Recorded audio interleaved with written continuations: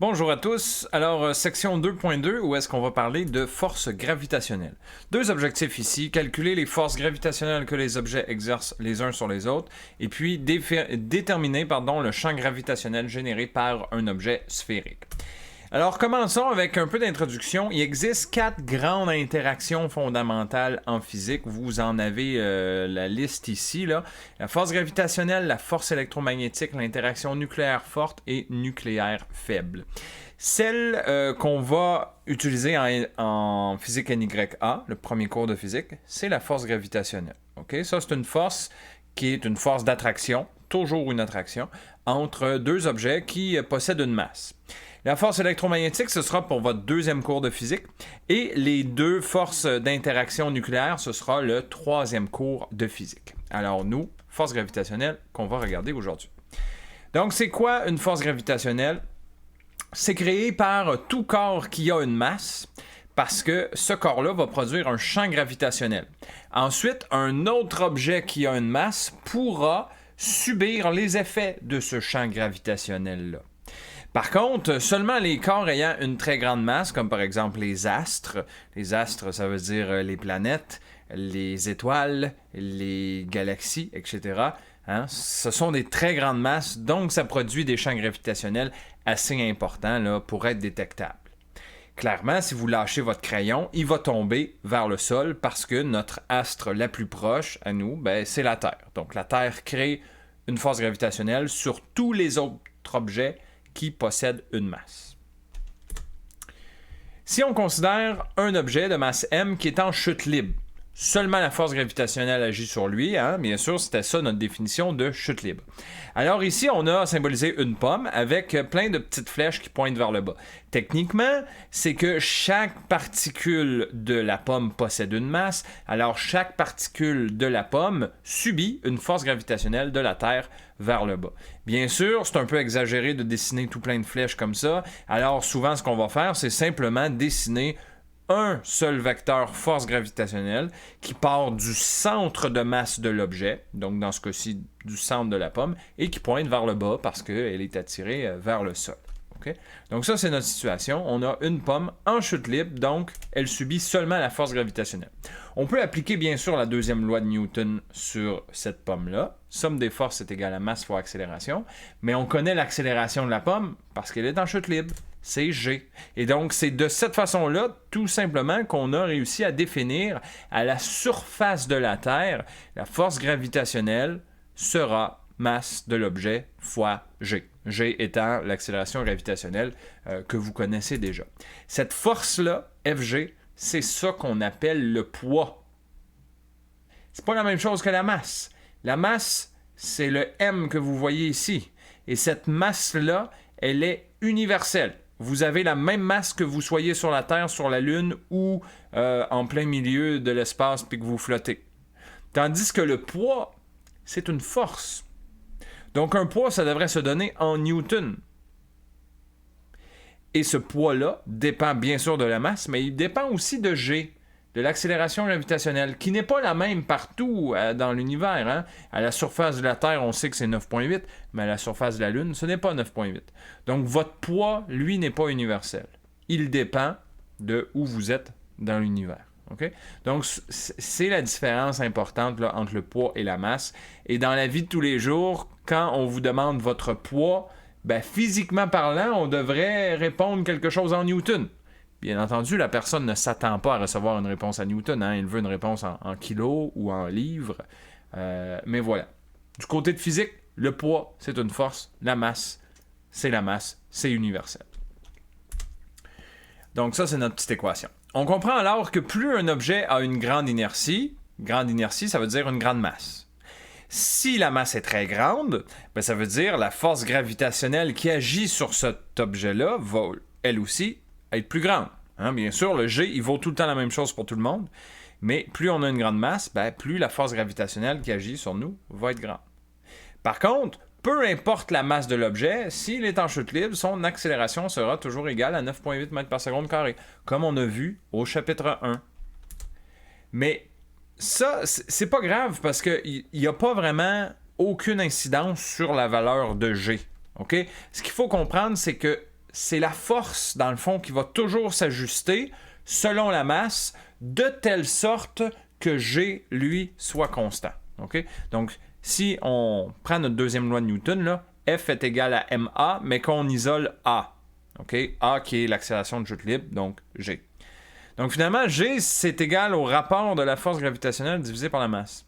Donc si on a un objet, un petit objet, un bloc jaune, qui a une masse m, ben, la force gravitationnelle qui agit sur cet objet-là, divisé par sa masse, va donner G. Maintenant, qu'est-ce qui arrive si je prends un objet qui a 2 fois cette masse-là? C'est le cas ici. Vous voyez, j'ai un plus gros cube, un prisme. Donc, j'ai 2 fois la masse. Donc, j'ai 2m. Par contre, on n'oublie pas que la force gravitationnelle, elle s'ajuste selon la masse.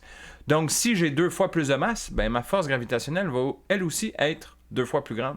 De telle sorte que si je recalcule encore mon rapport force sur masse, ben là, maintenant, j'ai 2 fois la force sur 2 fois la masse. Ben, les facteurs 2 s'annulent et donc je retrouve là, exactement cette équation-là ici. Et c'est ce qui fait que peu importe la masse de l'objet, l'accélération de chute libre va être la même chose. Okay? Un autre nom pour accélération de chute libre, c'est G, le champ gravitationnel terrestre. Et lui s'exprime en newton par kilo.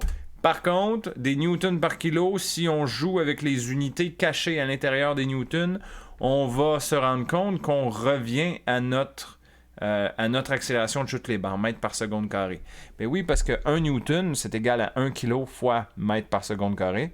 Donc là, j'ai 1 newton au numérateur qui annule j'ai 1 kg au numérateur qui annule le kilo au dénominateur. Donc, ce qui me reste, c'est les mètres par seconde. Okay? Donc, c'est des unités complètement équivalentes. Ça, newton par kilo ou bien mètre par seconde carré. C'est pareil. OK, ça c'est beau. Donc, la fameuse petite équation F est égal à mg, c'est cool, mais ça, c'est seulement vrai à la surface de la Terre. Si je vous dis, on s'élève dans les airs puis on s'en va dans l'espace, quelle est ma force gravitationnelle? Parce que la force gravitationnelle existe encore quand on est dans l'espace. Okay? Elle sera peut-être pas aussi grande que quand on est ici à la surface de la Terre, mais elle existe encore. Et pour obtenir cette force-là, il faut qu'on applique ce qu'on appelle la loi de la gravitation universelle. C'est Newton encore qui a trouvé cette loi-là, cette force gravitationnelle-là. Et donc ça, c'est vrai n'importe où dans l'univers. Donc on peut être en plein milieu de l'espace, on peut être à la surface d'un astre. Ça s'applique tout le temps. Partout. La façon qu'on doit utiliser cette équation-là, eh bien, grand G, c'est une constante de gravitation universelle. Elle est là. Elle est dans votre feuille de formule, donc bien sûr qu'on n'apprend pas ça par cœur. Ensuite, grand G est multiplié par la masse du premier objet, multiplié par la masse du deuxième objet, divisé par R au carré. R, c'est quoi? C'est la distance du centre du premier objet jusqu'au centre du deuxième objet. C'est bien important. Distance R, c'est du centre jusqu'au centre. C'est pas surface à surface. Parce que dépendamment de la grosseur de l'objet, ce R-là, il va changer si vous prenez surface à surface versus centre à centre. Donc, c'est du centre du premier objet jusqu'au centre du deuxième objet. Bon. Mais là, quand on regarde ça, on se dit, oui, mais on a dans le fond 2 équations qui expriment la même chose. Y en a-tu une meilleure que l'autre? Mais ce qui arrive, c'est que cette équation-là, la première qu'on a vue, ça, c'est une équation qui est vraie, qui est bonne, mais seulement à la surface de la Terre si on utilise G qui est égal à 9,8. Si on est à la surface de la Lune, le G va être différent. Tandis que cette équation-là, celle-là, je peux l'utiliser partout, n'importe où. Sauf que, bien sûr, je peux l'utiliser à la surface de la Terre aussi. Ça va continuer à fonctionner. Okay? Puis c'est ce qu'on va faire ici. Supposons que la Terre, c'est la boule bleue ici. Hein? La distance entre un objet à la surface de la Terre et le centre de la Terre, on va appeler ça rayon RP pour rayon de la planète. Et mon objet qui est ici à la surface a une petite masse, okay? Masse M, et MP qui est là, c'est la masse de la planète. Donc finalement, on va appliquer cette équation-là dans la situation d'un objet à la surface de la Terre. Okay? Objet, masse M, planète, masse planète, ce sont nos 2 masses, M1, M2 ici. Et la distance du centre du premier objet jusqu'au centre du deuxième objet, c'est essentiellement le rayon de la planète, comme vous pouvez voir ici. Et donc là, techniquement, si on a fait ça correctement, il faudrait que le mg qu'on voit ici soit égal à tout ça, Ben oui, parce que sinon, il y aurait comme une contradiction dans nos lois physiques. Donc ça veut dire que mg est égal à tout ça. Mais là, vous remarquez que la masse du petit objet, petit m qui est là et là, on peut l'annuler. Donc, ce qui va rester, c'est petit g égale à grand G mp sur rayon de la planète au carré. Donc ça, cette équation-là, ici, c'est comme ça qu'on fait pour définir, pour trouver le champ gravitationnel à la surface d'un astre. C'est pas juste à la surface de la planète. Terre, ça peut être aussi à la surface de la Lune. C'est juste qu'à la surface de la Lune, il faudrait prendre la masse de la Lune et le rayon de la Lune. Dans le cas qui nous intéresse, la surface de la Terre, ben, on va le tester, on va le calculer. Grand G, c'est la constante qu'on vous donne. Masse de la planète Terre, bon, ça aussi, on vous donne ça, là, c'est connu, la masse de la planète. Le rayon de la planète, aussi, c'est connu. On peut rentrer tout ça dans notre équation, on fait le calcul, et boum, c'est pas de la magie, mais heureusement, on retrouve la valeur qu'on se serait attendu à recevoir, c'est-à-dire 9.8. Ça ne fait que nous démontrer finalement que les deux équations sont cohérentes. Les deux disent la même chose quand on est à la surface de la Terre. Petit mot de vocabulaire ici qu'il faut qu'on apprenne parce qu'on va le voir de temps en temps dans les exercices. Ce qu'on appelle la masse volumique et la densité. Ça peut porter à confusion parce que les deux font un peu référence à la même chose. Les deux font référence à une quantité de masse divisée par un volume. OK? Donc, le symbole pour la masse volumique, c'est ce qu'on voit ici. C'est une lettre grecque qui s'appelle ρ. Okay? Donc, ρ, la masse volumique, c'est égal à la masse totale de l'objet divisée par son volume. Donc, autrement dit, c'est à quel point la masse est concentrée dans une unité de volume. Donc, ça, c'est la masse volumique. La densité, par contre, ça fait encore référence à la même chose. C'est une quantité de masse par unité de volume. Sauf que la densité, elle, c'est un rapport de masse volumique sur celle d'une référence, puis notre référence, c'est l'eau liquide. Donc, quand on donne une densité, on la donne toujours par rapport à notre référence, qui est l'eau liquide. Et l'eau liquide, elle a une masse volumique de 1000 kg par mètre cube. Par exemple, si je vous dis le fer a une densité de 7,9, vous voyez, pas d'unité. Une densité, ça n'a pas d'unité. Densité de 7,9, ça veut dire que le fer a une masse volumique égale à 7,9 fois celle de l'eau.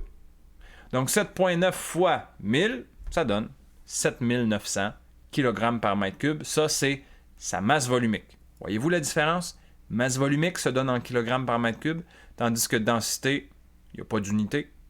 7,9 par exemple, mais c'est par rapport à notre référence de l'eau liquide qui vaut 1000 kg par mètre cube. Okay. Avant de se laisser, on va faire un petit exemple pour cette section-là, là, pour pratiquer l'équation de la loi de gravitation universelle. Donc ici, on place une grosse patate et un navet dans l'espace, loin de tout. On peut même considérer que ce sont les deux seuls objets de l'univers. La patate est sphérique et a un rayon de 10 cm, tandis que le navet a un rayon de 5 cm. La distance entre la surface de la patate et celle du navet est de 3 mètres. La patate a une masse de 3 kg et le navet a une masse de 100 grammes. Première question, quel est le module de la force subie par le navet? OK, très bien, on va passer en mode tablette. Donc, commençons par un petit dessin. Patate, navet. Les deux sont dans l'espace et ils flottent. OK? La patate, on dit qu'elle a un rayon de 10 cm, tandis que le navet, rayon de 5 cm. On peut supposer pour le bien de l'exercice ici que ce sont des objets sphériques. La distance de la surface de la patate à celle du navet, donc finalement, je le fais en schéma, la distance de là à... Oups, pardon. Je reprends ça. La distance de là à là, ce sera une distance de 3 mètres. Les masses, masse de la patate, c'est 3 kg. Et masse du navet, c'est 100 grammes. Donc, on va mettre ça dans les unités du système international, c'est-à-dire 0,1 kg. Okay? Et donc, pour trouver la force subie par le navet, on écrit ceci comme ça. Force gravitationnelle que la patate fait sur le navet. Souvenez-vous de l'ordre des indices. Hein? C'est la patate qui exerce sur le navet.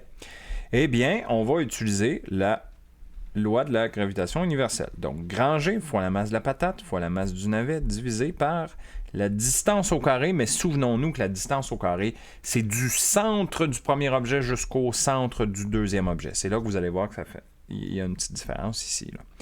Donc, grand G, c'est ma constante universelle, 6,67 fois 10 à la moins 11. La masse de la patate, c'est 3. La masse du navet, c'est 0,1. Divisé par le rayon. Bon, la distance, pardon. La distance, on part du centre de la patate et on doit se rendre jusqu'au centre du navet. Donc, pour avoir cette distance-là, comprenez-vous que on va utiliser le 3 mètres, bien sûr, mais on devra ajouter la distance qui manque ici. Puis cette distance-là, c'est quoi? Ben, c'est le rayon de la patate, ça. Qu'on met en mètres. Donc, 10 cm, c'est 0,1 mètre. Et même chose, il faudra qu'on ajoute aussi cette distance-là qui manque, qui est le rayon du navet, finalement. OK? Rayon du navet, c'est 5 cm, donc en mètres, c'est 0,05. On met ça au carré et ça nous donne la réponse, c'est-à-dire 2,017 fois 10 à la moins 12 newtons. C'est vraiment pas gros comme force gravitationnelle. Ben non, c'est sûr. On parle quand même d'une force gravitationnelle entre une patate et un navet. Ça a des petites masses. Donc, bien sûr, la force gravitationnelle existe quand même, mais elle est tellement petite qu'on peut essentiellement dire qu'elle est négligeable. Si je retourne à mon énoncé. Quel sera le module d'accélération du navet? OK, on a trouvé la force. On veut maintenant l'accélération. Comment on fait ça? Ben, deuxième loi de Newton.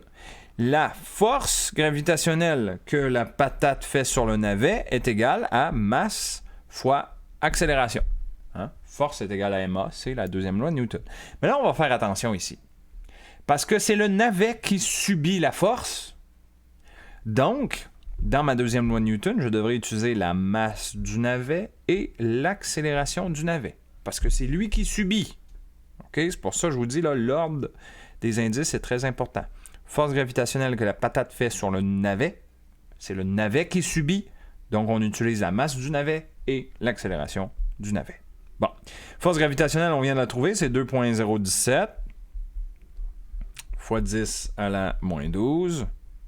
La masse du navet, c'est 0,1 fois l'accélération du navet. Donc, on isole l'accélération du navet, hein, tout simplement. On divise par 0,1. Ça va nous donner 2,017 fois 10 à la moins 11 mètres par seconde carrée. Pardon. Donc ça, c'est pour le B. Retournons voir l'énoncé. Au C, on cherche maintenant l'accélération de la patate. Donc là, si on cherche l'accélération de la patate, on va encore devoir faire notre deuxième loi de Newton, mais attention, il va falloir changer les indices. Force gravitationnelle que le navet fait sur la patate, parce qu'on cherche l'accélération de la patate, c'est égal à ma, encore une fois, c'est ma deuxième loi de Newton, mais ici, c'est qui subit la force? Ben, c'est la patate. Donc, on utilise la masse de la patate et l'accélération de la patate. Bon. Là, vous allez peut-être me dire, oui, mais la force qu'on a trouvée, là, tantôt, c'est celle-là. Force gravitationnelle que la patate fait sur le navet, ça donne 2,017 fois 10 à la moins 12. OK, cool. Mais est-ce que je connais la force gravitationnelle que le navet fait sur la patate? Ben oui. Oui, je le connais. Pourquoi je connais la force gravitationnelle que le navet fait sur la patate? C'est pas ça que j'ai calculé.